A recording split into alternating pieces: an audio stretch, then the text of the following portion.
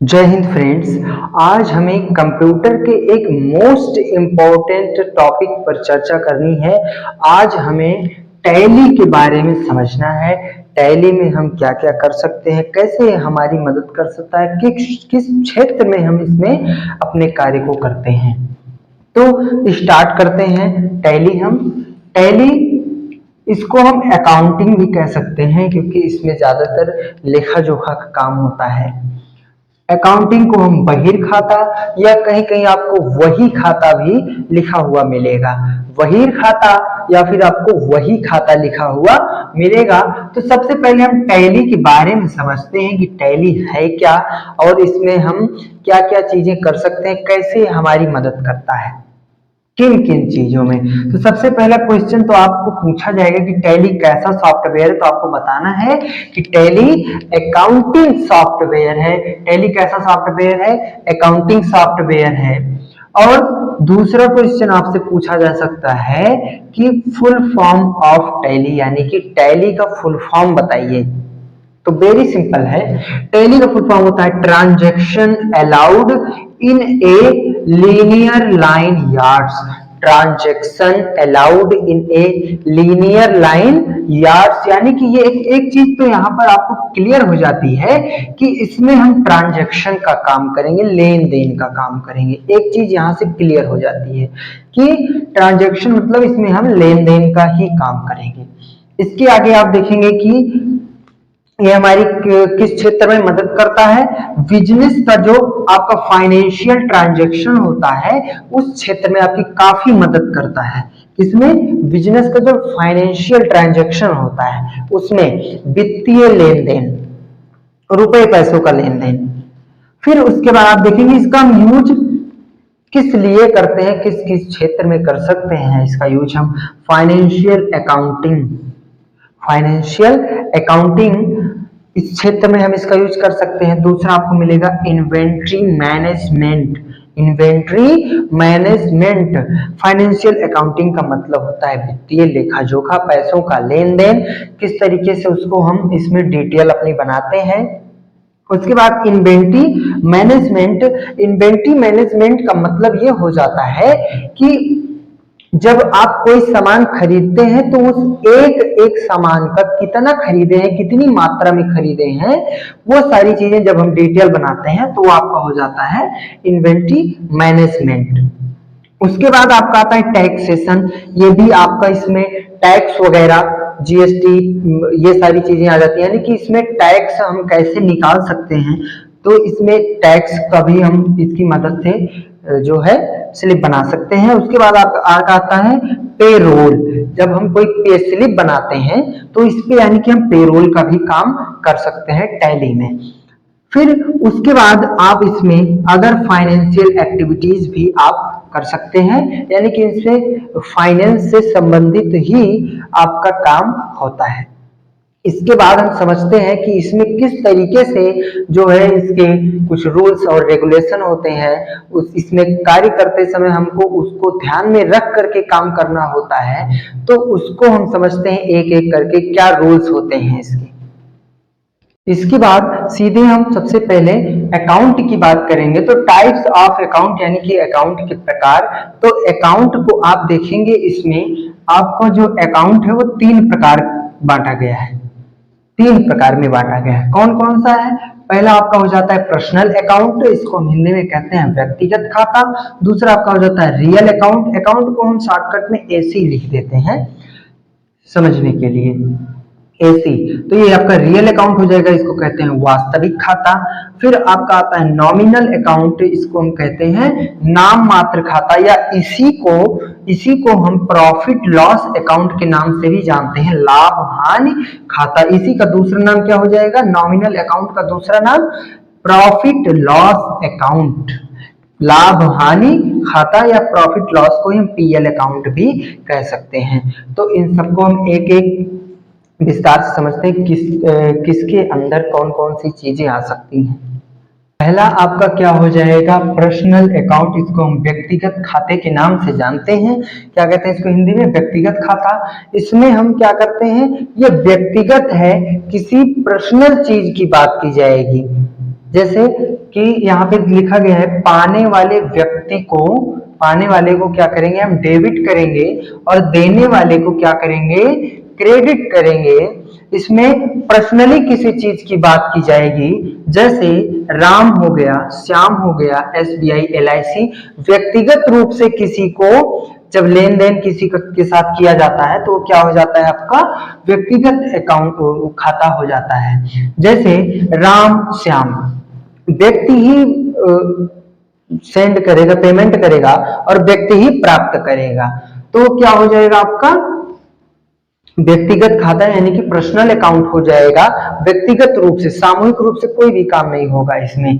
जैसे SBI है, personally किसी बैंक को कहा जा रहा है, ऐसा नहीं कहा जा रहा कि बैंक में दे दिया, नहीं SBI में दे दिया, उसकी स्पेशल किसी ब्रांच का नाम बता दिया गया, तो क्या हो जाएगा व्यक्तिगत हो जाएगा। LIC इसी तरीके से व्यक्तिगत रूप से कहा जा रहा है कोई किसी बीमा कंपनी को, ठीक, तो ये आपका क्या हो जाएगा पर्सनल अकाउंट हो जाएगा। जैसे इसमें डेबिट और क्रेडिट की बात कैसे आगे कि पाने वाले व्यक्ति को क्या कर दिया डेबिट और देने वाले व्यक्ति को क्रेडिट कर दिया। जैसे राम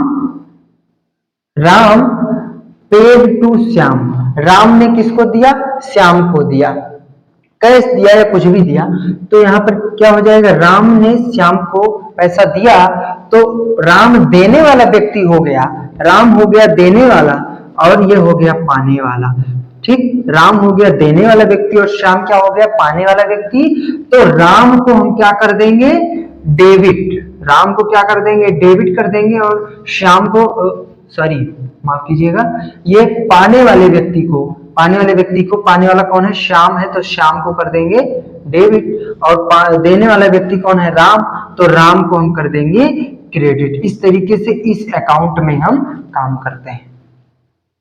इसके बाद आपका क्या आ जाता है, इसके बाद आपका रियल अकाउंट आएगा, इसको हम कहते हैं वास्तविक खाता। इसमें हम वस्तु की बात करेंगे, किसी पर्सनली चीज की बात नहीं करेंगे। पर्सनली चीज की बात अगर करते हैं किसी व्यक्तिगत चीज की तो व्यक्तिगत खाते के अंतर्गत आ जाता है। इसमें हम जैसे वस्तु की बात करते हैं तो जो हमारे पास आने वाली वस्तु होगी वो उसको हम डेबिट कर देंगे और जो हमारे पास से जाने वाली वस्तु होगी उसको हम क्या कर देंगे क्रेडिट कर देंगे, उसको हम क्या कर देंगे क्रेडिट, जो हमारे पास से जाने वाली वस्तु होगी। जैसे ध्यान से समझिएगा, यहाँ पे दिया गया है बिल्डिंग, फर्नीचर और मशीनरी, ठीक। फर्नीचर यदि हम किसी को बेच रहे हैं, फर्नीचर यदि ध्यान से समझिएगा कि फर्नीचर यदि हम किसी को बेच रहे हैं तो फर्नीचर हमारे पास से जा रहा है, हमारे पास से जा रहा है तो हम फर्नीचर को क्या कर देंगे, जाने वाली वस्तु को क्या करते हैं क्रेडिट करते हैं, तो फर्नीचर को हम क्या कर देंगे क्रेडिट कर देंगे। और फर्नीचर दे करके हम कैश ले रहे हैं तो क्या कर देंगे हम फर्नीचर दे करके कैश ले रहे हैं तो कैश को हम यहां पर कर देंगे डेबिट, कैश को क्या कर देंगे डेबिट कर देंगे। तो इसमें वस्तु की बात की जाती है, इस तरीके से होता है ये आपका वास्तविक खाता होता है, ठीक। जो हमारे पास वस्तु आएगी उसको हम क्या कर देंगे आने वाली वस्तु को डेबिट और जाने वाली वस्तु को क्रेडिट कर देंगे। जैसे मान लीजिए ये मार्कर हम मार्केट से यदि खरीदते हैं तो ये मार्कर हमारे पास से आ रहा है बट कैश दे करके हम मार्कर को ले रहे हैं तो कैश हमारे पास से जा रहा है, किसी वस्तु के बदले किसी वस्तु को लिया जा रहा है। यहाँ पर फायदे और नुकसान की बात नहीं होगी, भाई हमने पैसा दिया और ये मार्कर लिया, तो यहाँ पे फायदे और नुकसान की बात नहीं होगी। किसी वस्तु को दे करके कोई वस्तु ली जा रही है, यानी किसी चीज के बदले कोई चीज लिया जा रहा है, तो यहाँ पर फायदे और घाटे की बात नहीं की जाएगी, ठीक। तो ये आपका क्या हो जाएगा, मार्कर को हमने लिया तो हमारे पास आया तो आने वाली वस्तु को कर देंगे डेबिट, यानी कि मार्कर क्या हो जाएगा डेबिट, ठीक। आने वाली वस्तु को हमारे पास से जा क्या रहा है कैश, तो अब की बार हम कैश को कर देंगे क्रेडिट। इसके बाद आपका नॉमिनल अकाउंट आ जाता है, नाम मात्र खाता, या इसी को PL account, profit loss account या लाभ हानि खाते के नाम से जानते हैं। इसमें हम लाभ और हानि की बात करेंगे, यानी कि फायदा और नुकसान। जैसे फायदा और घाटा, तो यहाँ पे दिया गया है कि समस्त व्यय हानि घाटे को, व्यय मीन्स जो हम खर्चा करेंगे उसको भी, हानि मतलब नुकसान होता है, घाटा होता है। उसके बाद तो इसको हम क्या करते हैं, डेबिट करते हैं। और फिर यही जब जो है हमारा आय, यानी कि जब हम किसी चीज को, आय मतलब इनकम कमाना, और लाभ, उसके बाद फायदा, ये सारी चीजें जब हमें होती हैं तब हम इसको क्या करते हैं, क्रेडिट करते हैं।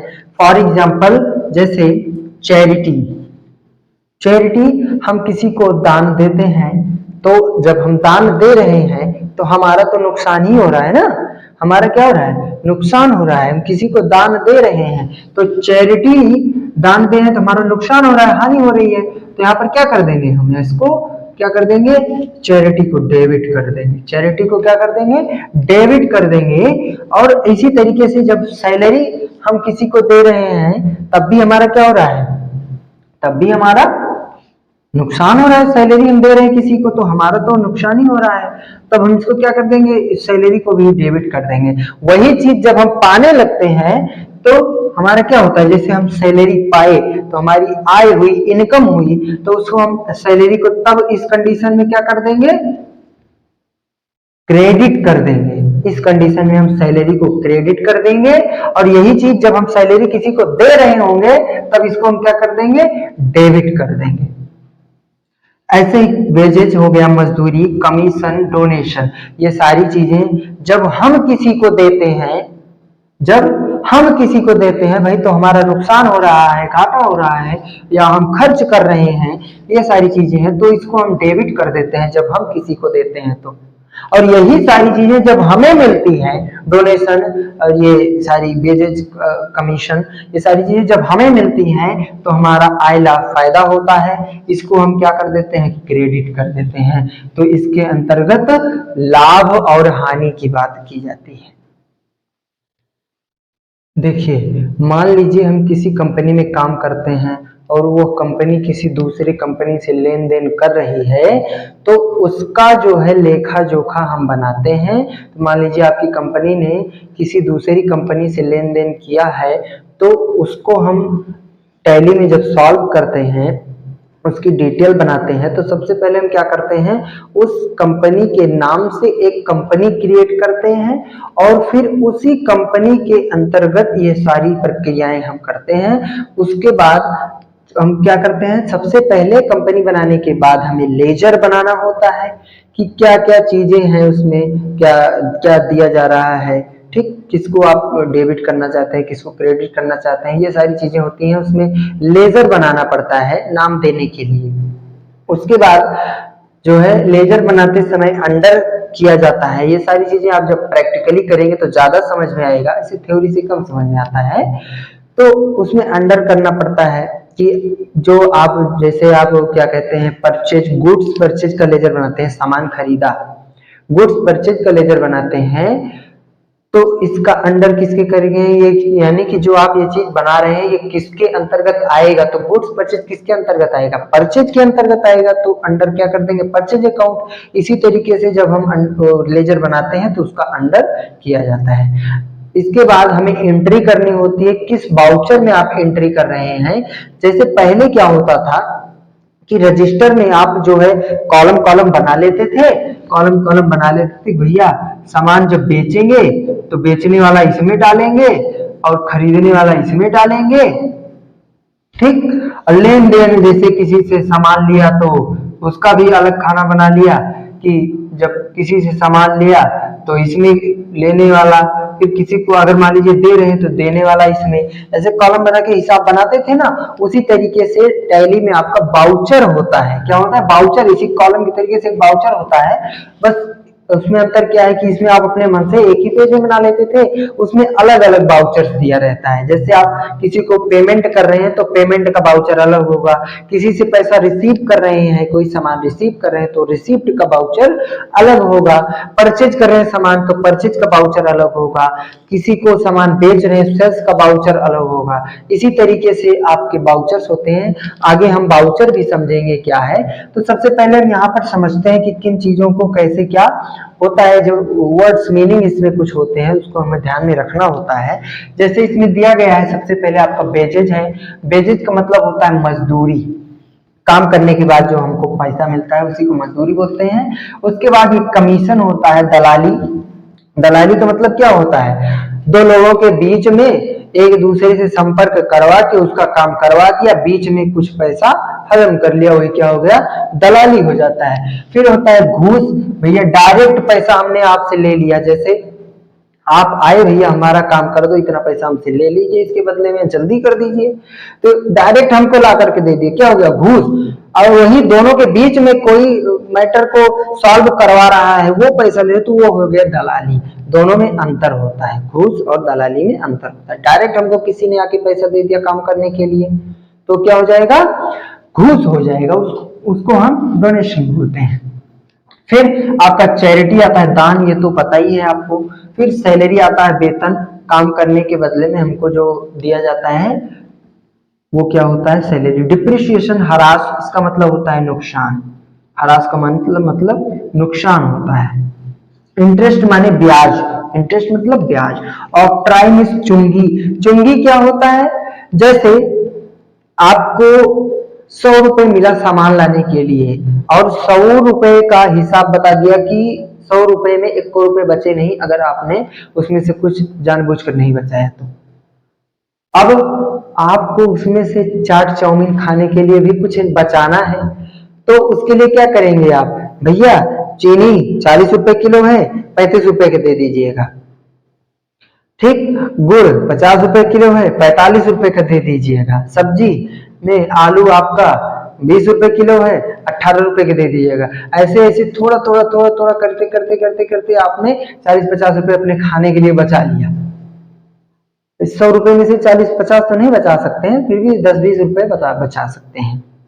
तो जो आप थोड़ा थोड़ा वो बचा रहे हैं ना, और घर वालों को पता नहीं चल पा रहा है, तो वही क्या हो जाता है, चुंगी। घर वाले कहेंगे लगता है कि उसने कम दे दिया, ठग गए तुम मत जाया करो आज सामान लाने, हम जाएंगे खुद लाने, तुम कम दे देता है, तुम जान ही नहीं पाते हो।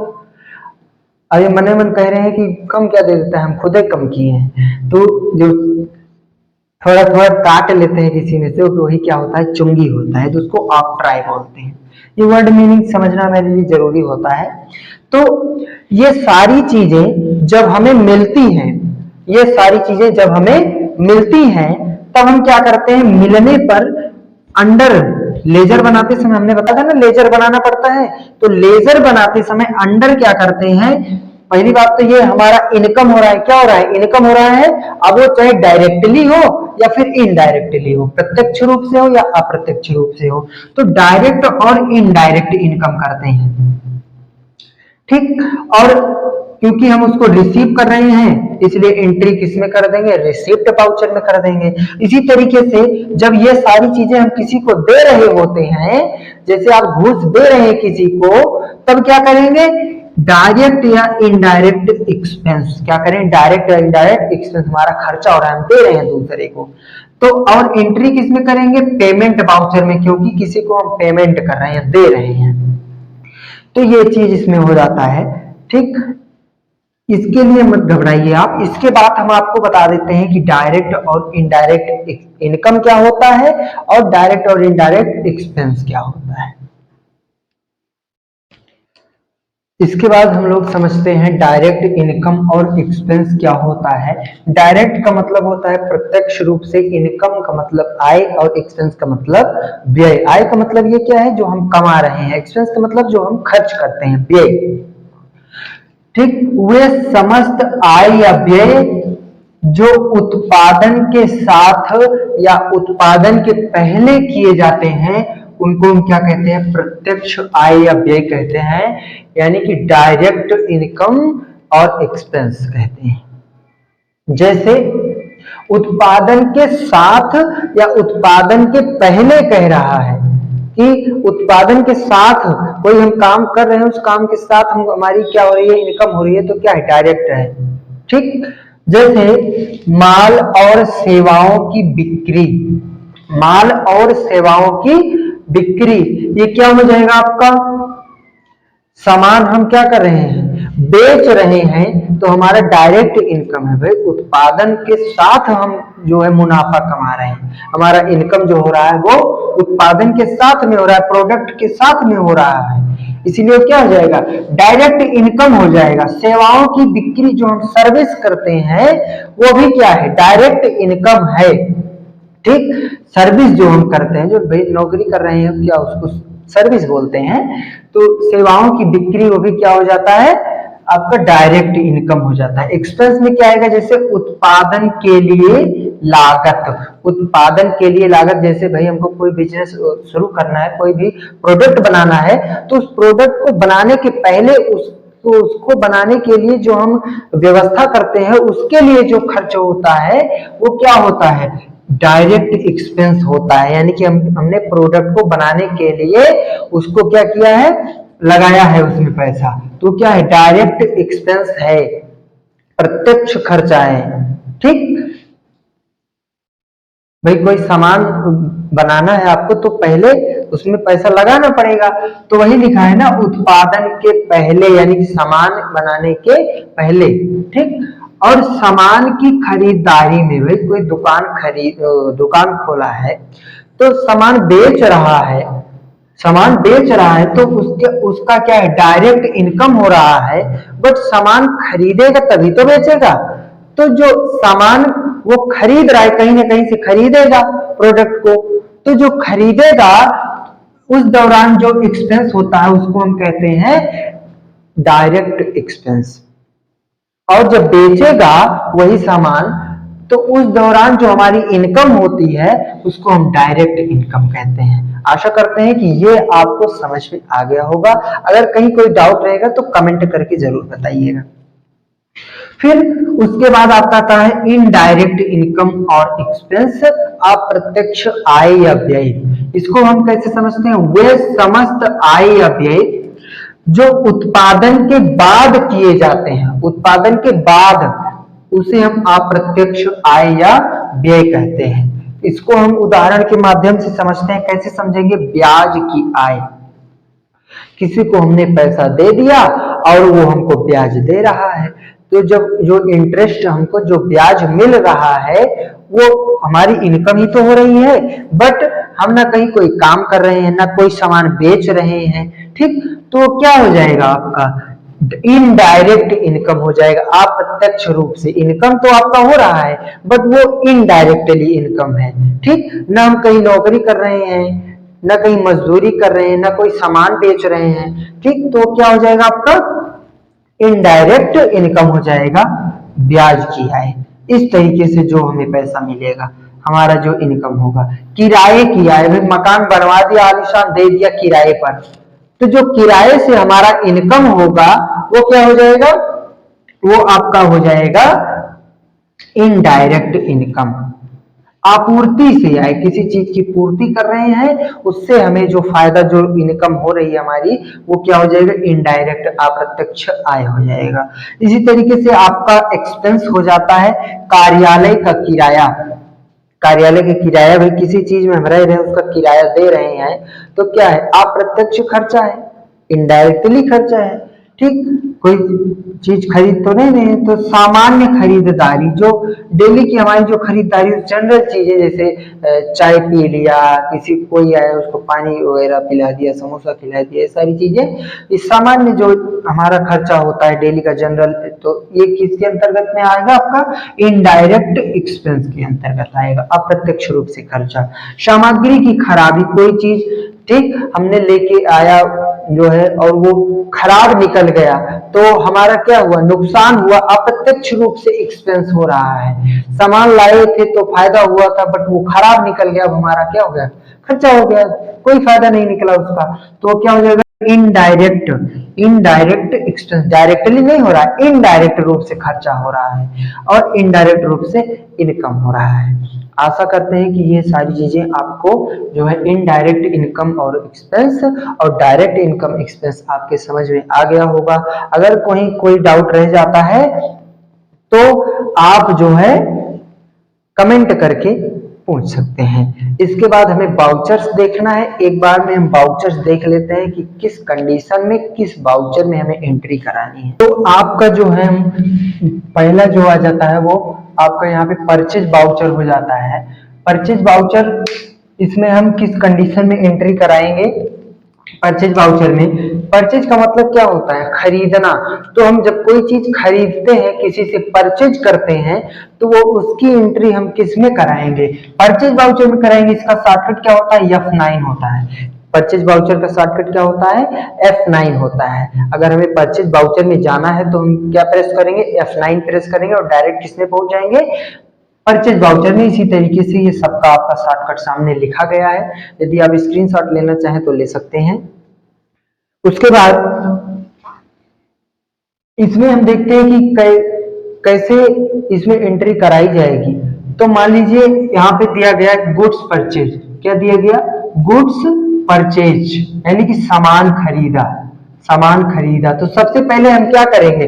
गुड्स परचेज का लेजर बनाएंगे। क्या करेंगे? गुड्स परचेज का लेजर बनाएंगे और अंडर में क्या डाल देंगे? किसके अंतर्गत आएंगे? खरीदना। खरीदने के अंतर्गत तो यहाँ पर क्या डाल देंगे? Purchase account. अंडर में क्या डाल देंगे? परचेज अकाउंट और एक्सेप्ट करा देंगे। आपका लेजर बनके तैयार है। जब आप एंट्री कराएंगे तो F9 प्रेस करके परचेज वाउचर में आ जाएंगे और उसके बाद यहाँ पे गुड्स परचेज डाल करके हम क्या कर देंगे? कैश कर देंगे, क्योंकि जो खरीद रहे हैं वो कैश है, नगद है, तो उसको हम कैश कर देंगे और अमाउंट डाल करके एक्सेप्ट करा देंगे। आपकी एंट्री हो जाएगी। इसी तरीके से एंट्री कराई जाती है। तो सामान जब हम परचेज कर रहे हैं तो किस वाउचर में एंट्री होगी? परचेज में। कोई भी सामान जब हम खरीदते हैं, परचेज करते हैं, तो उसकी एंट्री किसमें होती है? परचेज वाउचर में। वही जब हम कोई सामान बेचते हैं तब उसकी एंट्री किसमें होगी? सेल्स में होगी। किसमें? सेल्स अकाउंट में। ये शॉर्टकट होता है F8। कोई सामान जब हम बेचते हैं तब किसमें एंट्री होगी? सेल्स अकाउंट में। ठीक, जैसे goods sold to Shyam, Shyam को हमने सामान बेचा है। ठीक, तो क्या हो जाएगा? इसमें सोल्ड है मतलब बेच रहे हैं, तो एंट्री अगर हमें करानी होगी तो किस वाउचर में कराएंगे? सेल्स वाउचर में। शॉर्टकट होता है F8। इसी तरीके से रिसीप्ट वाउचर आपका आता है। मतलब कोई भी चीज जब हम रिसीव करते हैं, कैश रिसीव कर रहे हैं, सैलरी रिसीव कर रहे हैं, तो ये सारी चीजें जब हम रिसीव करते हैं तो किसमें एंट्री होती है? F6। इसका शॉर्टकट है रिसीप्ट वाउचर में एंट्री होगी। F6 प्रेस कर देंगे और डायरेक्ट पहुंच जाएंगे हम रिसीप्ट वाउचर में। इसके बाद आप देखेंगे कि आपको मिलेगा पेमेंट। यही सारी चीजें जब हम पेमेंट करते हैं, कौन सी सारी चीजें? सैलरी हो गया, मजदूरी हो गई, कमीशन, डोनेशन, ये सारी चीजें जब हम किसी को पेमेंट किसी को दे रहे हैं तब वो क्या हो जाएगा? उसका हम एंट्री उसकी पेमेंट में कराते हैं। शॉर्टकट क्या होता है? F5 शॉर्टकट होता है। इसी प्रकार आपका कंट्रा वाउचर आता है। कंट्रा वाउचर क्या होता है? सबसे अलग है। कंट्रा वाउचर बैंक से रिलेटेड कोई भी आपका एंट्री होगी तो सारी एंट्रियां किसमें कराई जाएंगी? कंट्रा वाउचर में। और शॉर्टकट क्या होता है? F4 होता है। बैंक से रिलेटेड कोई भी एंट्री होगी तो हम उसको कंट्रा वाउचर में उसकी एंट्री करवाएंगे। फिर आपका आता है जनरल वाउचर। लास्ट में ये आपका आता है जनरल वाउचर। इसका शॉर्टकट होता है F7। जनरल वाउचर में किस कंडीशन में एंट्री कराएंगे? जब वह एंट्री हमारे समझ से परे हो, हमारे समझ में ना आए कि किस वाउचर में एंट्री करानी है, तब हम उस कंडीशन में जो है वो एंट्री किस में कराते हैं? जनरल वाउचर में कराते हैं। जनरल वाउचर में। आशा करते हैं कि आपको आज ये सारी चीजें समझ में आ गई होंगी। इसी तरीके से टैली में वर्क किया जाता है। तो आपको यदि कोई चीज ना समझ में आई हो, कहीं भी कोई डाउट रह गया हो, तो कमेंट करके जरूर बताएं।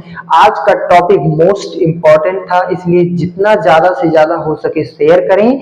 मिलते हैं नेक्स्ट वीडियो में एक नए टॉपिक के साथ। तब तक के लिए जय हिंद।